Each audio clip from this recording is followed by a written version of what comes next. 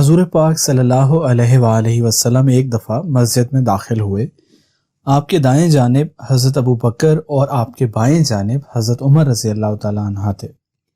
آپ صلی اللہ علیہ وآلہ وسلم نے دونوں جانب سے دونوں اصحاب کے ہاتھ پکڑ لیے اور لوگوں سے فرمایا کہ کیا تم مجھے دیکھ رہے ہو؟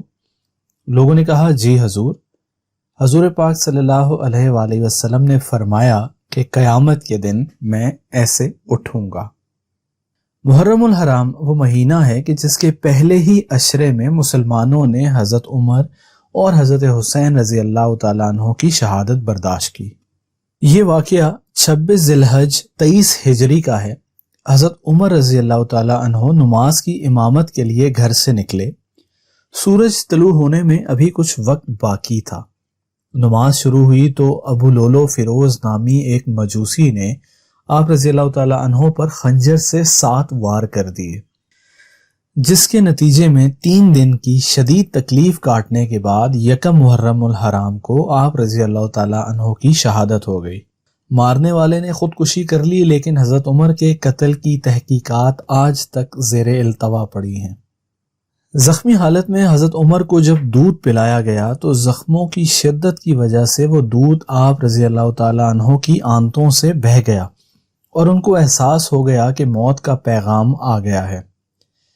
یہ دیکھ کر حضرت عمر نے عبداللہ ابن عمر رضی اللہ تعالیٰ عنہ کو بلایا اور کہا کہ حضرت عائشہ رضی اللہ تعالیٰ عنہ سے جا کر درخواست کرو کہ عمر اپنے ساتھیوں کے ساتھ قبر کی جگہ چاہتے ہیں، اور خبردار مجھے امیر المومنین نہ کہنا، بس یہ کہنا کہ عمر ابن الخطاب قبر کی جگہ مانگتا ہے، کہ کہیں وہ میرے عہدے کی وجہ سے اس کی اجازت نہ دے دیں۔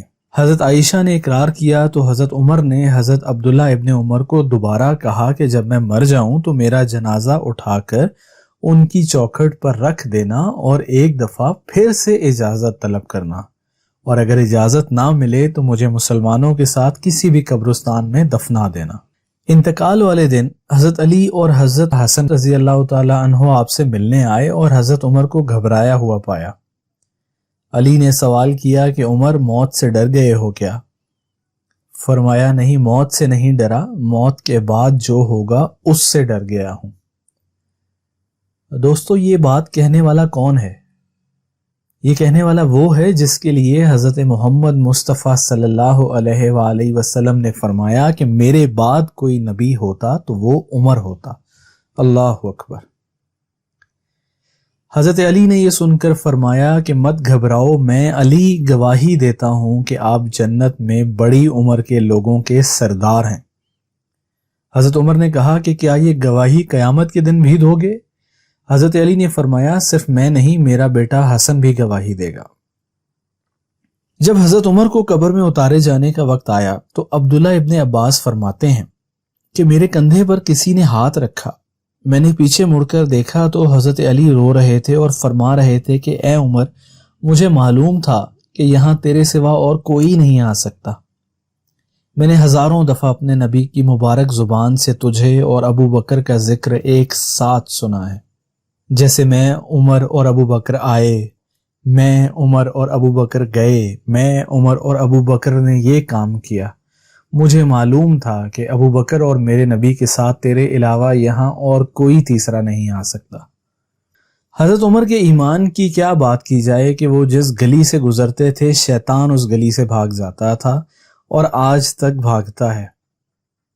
ایک دفعہ حضرت عمر رضی اللہ تعالیٰ عنہ حج کرنے گئے تو حجرہ اسود کو دیکھ کر فرمانے لگے کہ اے حجرہ اسود، تو صرف ایک پتھر ہے، نہ تو مجھے کوئی نفع دے سکتا ہے اور نہ نقصان، میں تجھے صرف اس لیے چوم رہا ہوں کہ میں نے اپنے نبی کو ایسا کرتے دیکھا صلی اللہ علیہ وآلہ وسلم۔ حضرت عمر کی زندگی کا ایک بڑا مشہور واقعہ آج کل کے حکمرانوں کے لیے مشعل راہ ہے۔ امیر المومنین حضرت عمر فاروق رضی اللہ تعالی عنہ نے اپنے جسم سے ردائے شب دور کی اور عوام الناس کی خبرگیری کے لیے گھٹا ٹوپ اندھیرے میں گشت کرنے کے لیے نکل پڑے۔ اچانک ایک گھر سے کسی عورت کے رونے کی آواز سنی تو قریب گئے تو ایک آدمی نظر آیا جو گھر کے دروازے کے سامنے اکڑوں بیٹھا تھا۔ حضرت عمر نے اسے سلام کیا اور پوچھا کہ تم کون ہو؟ اس نے کہا میں ایک صحرا نشین آدمی ہوں، امیر المومنین کے پاس حاضر ہوا ہوں تاکہ ان سے کوئی مہربانی حاصل کروں۔ حضرت عمر نے فرمایا کہ یہ آواز جو گھر سے آتی سن رہا ہوں یہ کیسی ہے؟ اس آدمی نے کہا کہ میری بیوی درد زا میں مبتلا ہے۔ حضرت عمر رضی اللہ تعالیٰ عنہ نے پوچھا کہ اس کے پاس کوئی ہے؟ اس نے کہا کہ نہیں۔ حضرت عمر جلدی سے اپنے گھر گئے اور اپنی زوجہ حضرت ام کلثوم بنت علی رضی اللہ تعالیٰ عنہ سے کہا کہ کیا تم اجر حاصل کرنا چاہتی ہو؟ بیوی نے کہا کیسا اجر؟ حضرت عمر نے کہا کہ ایک بیچاری عورت درد زا میں مبتلا ہے اور اس کے پاس کوئی بھی نہیں ہے۔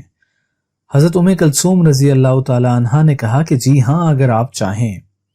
حضرت عمر نے کہا کہ پھر کپڑا، تیل وغیرہ جو ایک عورت کو ولادت کے وقت چاہیے ہوتا ہے وہ لے لو اور ایک ہانڈی جس میں چکنائی ہو اور آٹا لے آؤ۔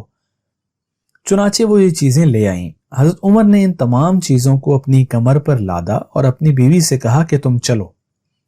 وہ آپ کے پیچھے پیچھے چلتی گئیں یہاں تک کہ اس گھر تک پہنچ گئے۔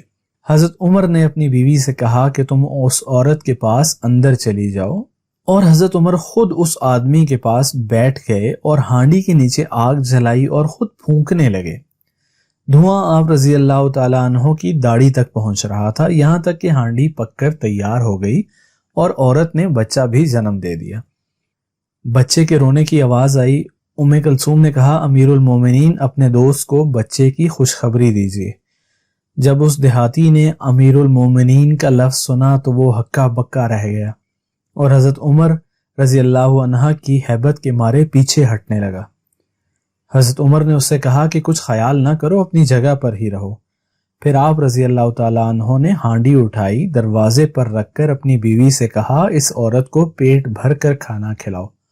چنانچہ انہوں نے اس عورت کو پیٹ بھر کر کھلایا اور پھر وہ ہانڈی باہر دروازے پر رکھ دی۔ حضرت عمر رضی اللہ تعالیٰ عنہ اٹھے، اس ہانڈی کو اٹھایا اور اس آدمی کے سامنے رکھ دیا اور فرمایا کہ کھاؤ کھاؤ کہ تم رات بھر جاگتے رہے ہو۔ پھر حضرت عمر نے اپنی بیوی سے کہا کہ باہر آ جاؤ، اور اس آدمی سے کہا کہ تم صبح کو آ جانا، ہم تمہارے لیے سامان ضروریات کا حکم دے دیں گے۔ چنانچہ وہ آدمی حاضر ہوا تو آپ رضی اللہ تعالیٰ عنہ نے اس کو ضروری اشیاء فراہم کر دیں۔ دوستو، صحابہ کرام رضی اللہ تعالیٰ عنہ کے واقعات یقیناً ہمارے ایمان میں بے حد اضافے کا موجب بنتے ہیں، لیکن اصل فائدہ ان کا تب ہے جب ہم ان سے سبق لیں اور ان اسباق کو اپنی زندگی میں شامل کریں۔ اگر آپ کو یہ ویڈیو پسند آئی تو اس ویڈیو کو لائک ضرور کیجیے گا اور گائیڈنس ٹی وی کو سبسکرائب کرنا مت بھولیے گا۔ اگر آپ چینل کو سبسکرائب کرنے کے بعد ساتھ لگے بیل آئیکن پر بھی کلک کریں گے تو آپ کو ہر نئی آنے والی ویڈیو کا نوٹیفیکیشن آٹومیٹکلی آ جایا کرے گا۔ اللہ تعالیٰ آپ کو آسانیاں عطا فرمائے اور آسانیاں تقسیم کرنے کا شرف عطا فرمائے۔